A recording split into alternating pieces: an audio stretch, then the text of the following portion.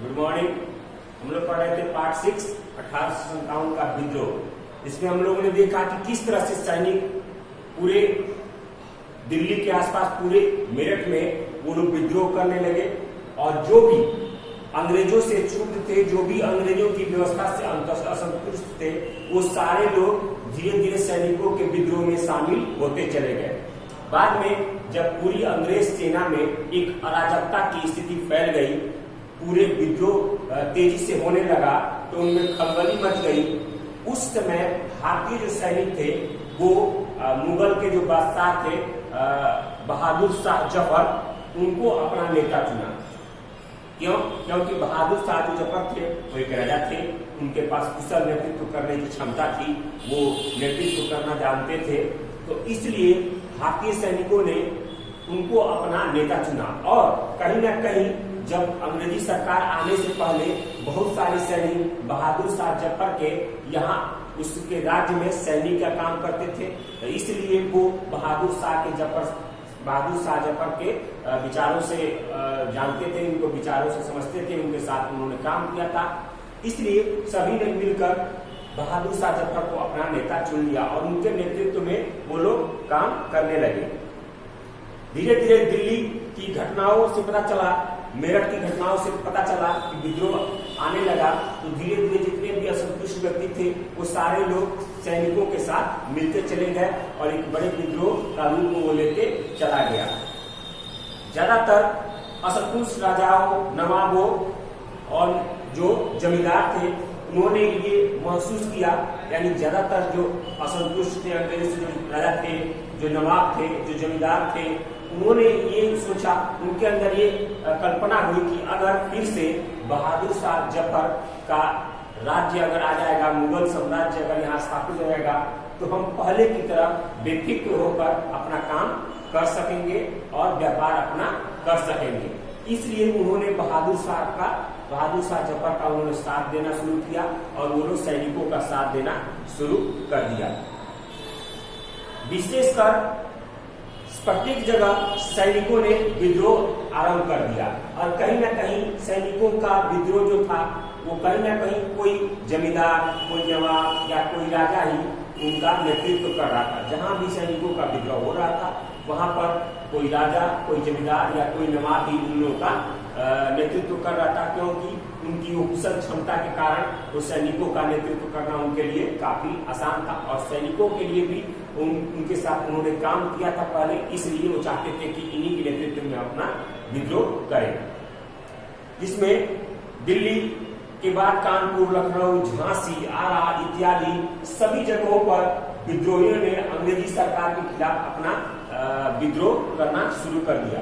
कानपुर में मराठों के जो आखिरी पेशवा थे बाजीराव द्वितीय के दत्तक पुत्र नाना साहेब ने इसका नेतृत्व किया। कानपुर में अंग्रेजों से मिलने वाली पेंशन को अंग्रेजों ने बंद कर दिया था, नाना साहब की पेंशन को, इससे वो असंतुष्ट थे। उसके बाद इनके प्रमुख सहयोगी जो थे तात्या टोपे और अहमदुल्ला थे, उन्होंने इसका साथ दिया। लखनऊ में बेगम हजरत महल, जिनके राज्य अंग्रेजों ने छीन लिया था अवध के से, उन्होंने विद्रोह का नेतृत्व कर रही थी लखनऊ में। इनके समर्थन में यहाँ बहुत बड़े क्षेत्र में या बहुत बड़ी संख्या में किसानों का समर्थन प्राप्त था। विद्रोह का एक और केंद्र था झांसी में भी, जहाँ हम जानते हैं रानी लक्ष्मीबाई, वो उसका वो नेतृत्व कर रही थी और कड़ी चुनौती वो अंग्रेजों को दे रही थी, विद्रोह का साथ दे रही थी। इनके राज्य को भी अंग्रेजों ने छीन लिया था, इसलिए संतुष्ट होकर ये सिपाहियों के विद्रोह के साथ नेतृत्व कर रही थी और अंग्रेजों से लड़ाइयां लड़ रही थी। फैजाबाद में मौलवी जो थे अहमदुल्ला शाह ने लोगों को एक बड़ी फौज इकट्ठी कर ली और बेगम जो हजरत महल थी लखनऊ की, वहाँ पहुंच गए और उनके महल में उनके साथ वो लड़े, उनका समर्थन दिया। बरेली में सिपाही बख्त खान ने भी एक सेना तैयार की, मुगल बादशाह की मदद के लिए वो दिल्ली पहुंच गए। उसके बाद विद्रोह को फैलने और अंग्रेजों की जगह जगह पराजय लोगों में उत्साह देने लगे थे। यानी जैसे जैसे विद्रोह सफल होता गया, अंग्रेज परास्त होते गए, तो लोगों को ये लगा कि कहीं ना कहीं इस विद्रोह में हम शामिल होकर इसको हम खत्म कर सकते हैं, अंग्रेजों को यहाँ से भगा सकते हैं। इसलिए लगातार लोग सैनिकों का समर्थन कर रहे थे और भारत में विदेशी शासन का अंत अब हो जाएगा, उनकी ये सोच में शामिल हो गया था। यानी उन्होंने कल्पना कर ली थी कि इस तरह के विद्रोह से भारत में अंग्रेजों का शासन खत्म हो जाएगा, क्योंकि उनका समझ में आ रहा था कि उनकी जितनी भी परेशानियां हैं उसका कहीं ना कहीं एक ही कारण है, वह है विदेशी सरकार।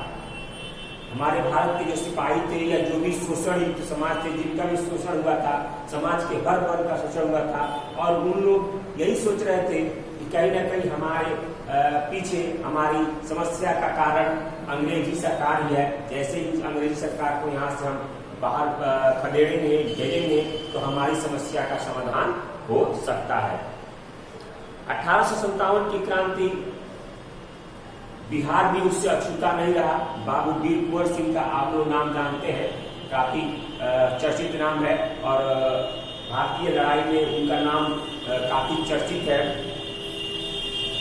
उनके जन्म जीवन पर आपके विद्यालय में छुट्टी भी बहुत सारे विद्यालयों में रहती है बाबू वीर कुंवर सिंह के जयंती पर, उनके जन्म दिवस पर, तो हम लोग उनके बारे में जानते हैं। अपने राज्य बिहार के आसपास भी 1857 में हुए विद्रोह के प्रमुख नेता थे और उन नेताओं के लिए बाबू वीर कुंवर सिंह पास ही स्थित, पटना के पास ही स्थित जगदीशपुर में के जमींदार थे, लेकिन उनकी जमींदारी अंग्रेजों ने छीन ली थी। हमारे पटना के आसपास ही जगदीशपुर में बाबू वीर कुंवर सिंह जमींदार थे। हालांकि अंग्रेजों ने उनकी जमींदारी छीन ली थी, जिनसे वो असंतुष्ट थे।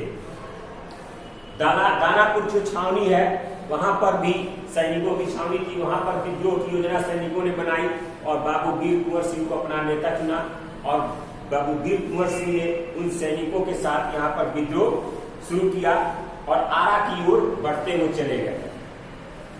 वीर कुंवर सिंह अपने साथियों के साथ उनसे मिल गए और आंदोलन के रूप में अंग्रेजों के साथ जो चुनौती मिल रही उनका भरपूर सामना करते हुए, अंग्रेजों को परास्त करते हुए वो धीरे धीरे आरा की तरफ बढ़ गए।